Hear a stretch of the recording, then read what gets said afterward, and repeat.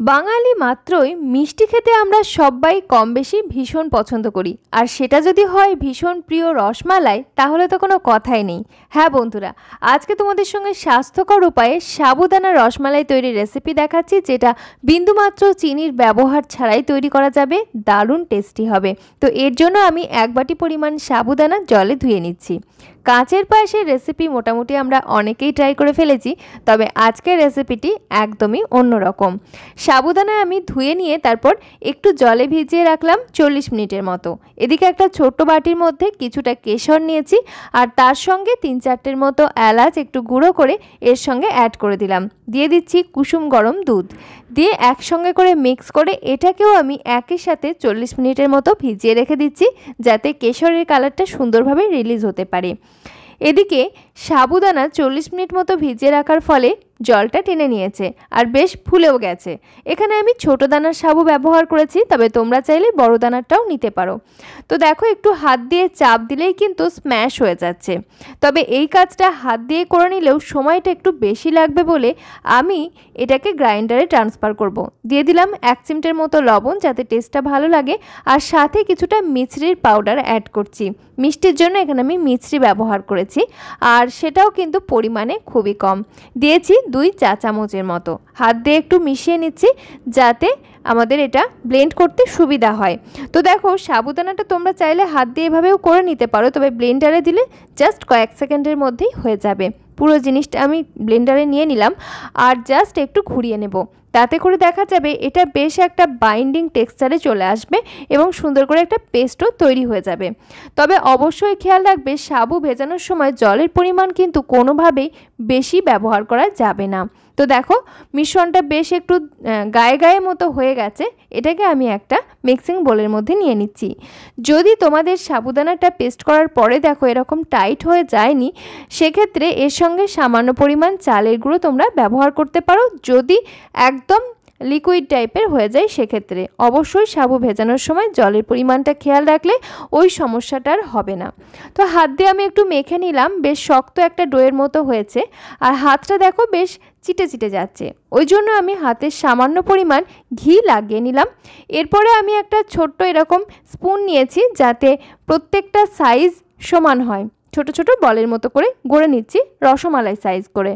বন্ধুরা, আমাদের আজকের এই রেসিপিটি কিন্তু যে কোনো ফাস্টিং বা উপবাসের জন্য একেবারে আদর্শ বা উপযুক্ত একটি রেসিপি। তাছাড়াও এর মধ্যে কার্বোহাইড্রেট রয়েছে, এবং এর মধ্যে আমরা কিন্তু মিছরি ব্যবহার করেছি, যা আমাদের শরীর ঠান্ডা রাখতে সাহায্য করে এবং ইনস্ট্যান্ট এনার্জি দিতে ভীষণ হেল্প করে। তো দেখো, এক একটা করে লেচি নিয়ে আমি হাতের তালুতে রেখে একদম গোল গোল বলের মতো তৈরি করে নিচ্ছি। বেশ ছোট সাইজের একটা সুন্দর রাউন্ড বল হয়ে গেছে। এইভাবে প্রত্যেকটাই করে নিচ্ছি। সাবুদানার মধ্যে প্রচুর পরিমাণে ক্যালসিয়াম রয়েছে, যার জন্য আমাদের হাড় মজবুত রাখতে সাবুদানা ভীষণভাবে সাহায্য করে, দাঁতের স্বাস্থ্য ভালো রাখতে সাহায্য করে।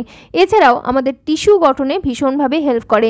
এর মধ্যে প্রোটিন রয়েছে, ভিটামিন কে, পটাশিয়াম এসবও রয়েছে। তবে সাবুদানার মধ্যে কার্বোহাইড্রেটের পরিমাণ একটু বেশি থাকার জন্য তোমরা যারা ওজন বাড়াতে চাইছো, তাদের জন্য আমাদের আজকের এই রেসিপিটি একেবারে অ্যাপ্রোপ্রিয়েট। তাছাড়াও শরীর যাদের দুর্বল রয়েছে, তাদের জন্য ভীষণ হেল্পফুল।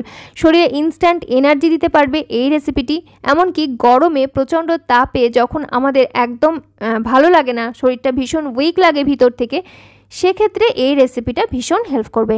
তো দেখো, একটা কড়াইয়ের মধ্যে নিয়ে নিয়েছি বেশ খানিকটা দুধ। এখানে আমি প্রায় 750 ml মতো দুধ নিয়েছি, আর এই দুধটা আমার আগের থেকে জাল করা ছিল।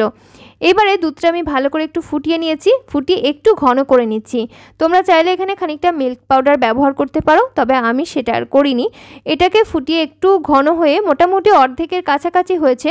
সেই পর্যায়ে আমরা এখানে ফ্লেমটা একটু কম করে দিচ্ছি, মাঝারির দিকে থেকে একটু লোয়ের দিকে করে দিচ্ছি, আর অ্যাড করে দিচ্ছি যে বলগুলোকে আমরা বানিয়ে রেখেছিলাম সাবুদানার, সেই বলগুলো, সমস্ত বলগুলো দিয়ে দিলাম, এবং একটা হাতার সাহায্যে মাঝে মাঝে এরকম করে নাড়াচাড়া করছি।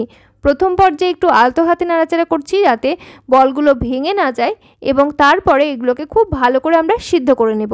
সাবুদানার বলগুলো পুরোপুরিভাবে সিদ্ধ হয়ে গেলে দেখবে সাইজে যেমন অনেকটা বড় হয়ে যাবে, ঠিক সেরকমভাবে কালারটা অনেকটা ট্রান্সপারেন্ট হতে শুরু করবে। সেই পর্যায়ে বুঝবে যে সাবুর এই বলগুলো খুব ভালোভাবে সিদ্ধ হয়ে গেছে। তো দেখো, আস্তে আস্তে করে কিন্তু এর সাইজটা বড় হতে থাকছে। আমি নাড়াচাড়া করে নিচ্ছি অনবরত, আর একবার করে তুলেও দেখে নিচ্ছি। এইভাবে করে অনবরত বা মাঝে মাঝে নাড়াচাড়া করলে যেটা হবে, বলগুলো নিচের দিকে চিপকে যাওয়ার সম্ভাবনা থাকবে না এবং দুধের একটা যে সর পড়ে সেই সরটা পড়বে না। আর গায়ের দিকে যে লেয়ারটা পড়ছে সেগুলোকেও আমি মাঝে মাঝে নিয়ে দুধের সঙ্গে মিলিয়ে দিচ্ছি, তাতে করে দুধের ঘনত্বটা খুব সুন্দরভাবে ঘন ঘন হয়ে যাচ্ছে, বেশ একটা রাবড়িদার একটা মিল্ক তৈরি হয়ে যাচ্ছে। তো দেখো এইভাবে করে মিনিট 5-7 আমি ফুটিয়ে নিয়েছি এবং বলগুলো এই পর্যায়ে বেশ ফুলে উঠেছে, প্রায় ডাবল হয়ে গেছে আর কালারটাও কিন্তু ট্রান্সপারেন্ট হতে শুরু করেছে।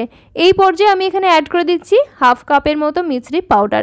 তোমরা এখানে চিনিও ব্যবহার করতে পারো, নিজে নিজের টেস্ট অনুযায়ী পরিমাণটা কম কিংবা বেশি করে নিতে পারো।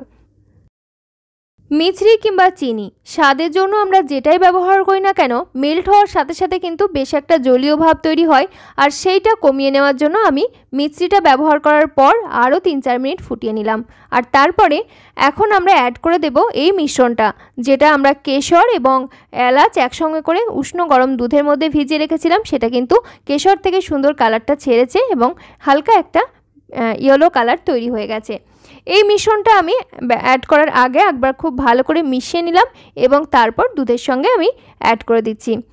এটা যেহেতু আমরা কেশর ব্যবহার করেছি, সুন্দর একটা ফ্লেভার দেবে, সুন্দর একটা কালার দেবে এবং কেশরের তো আলাদা করে ফুড ভ্যালু বলার কিছু নেই, প্রচুর গুণাবলী এর মধ্যে রয়েছে, এনার্জি দিতে ভীষণভাবে হেল্প করবে। তো সেই জন্য আমি কেশরটা ব্যবহার করেছি। এটা কিন্তু টোটালি অপশনাল, তোমরা না চাইলে না ব্যবহার করতেও পারো, শুধুমাত্র এলাচের পাউডার এই পর্যায়ে তোমরা ব্যবহার করতে পারো। আরও 2-3 মিনিট মতো জাল করে আমি তারপর ফ্লেমটা অফ করে দিয়েছি। এখন নর্মাল টেম্পারেচারে আসার পর সার্ভ করে নিচ্ছি।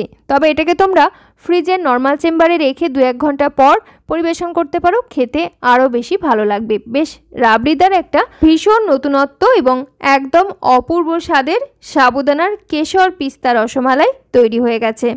এরকম এক বাটি রসমালাই যদি বাচ্চা বয়স্ক যে কারো হাতে ধরিয়ে দেওয়া হয়, তারা তো ভীষণভাবে খুশি হবে। সেজন্য তোমরা যে কোনো আনন্দ অনুষ্ঠানে এই রেসিপিটা অবশ্যই বানিয়ে নিতে পারো, বাড়ির সববার ভীষণ পছন্দ হবে। আর এটা যে স্বাস্থ্যকর সে বিষয়ে কোনো সন্দেহ নেই। শরীরে ইনস্ট্যান্ট এনার্জি দিতে এই রেসিপিটা ভীষণভাবে হেল্প করবে। আমি প্রথমেই বলেছি আমাদের হাড়ের স্বাস্থ্যের জন্য এটা ভীষণ উপকারী, তবে যাদের সুগার লেভেল একটু হাইয়ের দিকে রয়েছে তাদের এটা একটু অ্যাভয়েড করাই ভালো। তাছাড়া তোমরা যারা ওজন কমাতে চাইছো তারা মাঝে মধ্যে 2-1 দিন যখন খুব সুইট ক্রেভিংস হচ্ছে তখন কিন্তু খেতেই পারো। কেমন লাগলো আমাদের আজকের এই নতুনত্ব রেসিপি অবশ্যই জানিও। ভালো লাগলে একটা লাইক করো, কমেন্ট করতে পারো, তোমার আত্মীয় পরিজনদের সঙ্গে শেয়ার করতে পারো, আর চ্যানেলটি সাবস্ক্রাইব করে অতি অবশ্যই পাশে থাকা বেল আইকনটি অল করে রেখো এই ধরনের নিত্য নতুন স্বাস্থ্যকর রেসিপির সন্ধান পেতে। আজকের মতো তাহলে এখানেই বিদায় নিচ্ছি, ফিরে আসছি খুব তাড়াতাড়ি পরবর্তী কোনো নতুন রেসিপি নিয়ে। সকলে খুব ভালো থেকো, সুস্থ থেকো, ধন্যবাদ।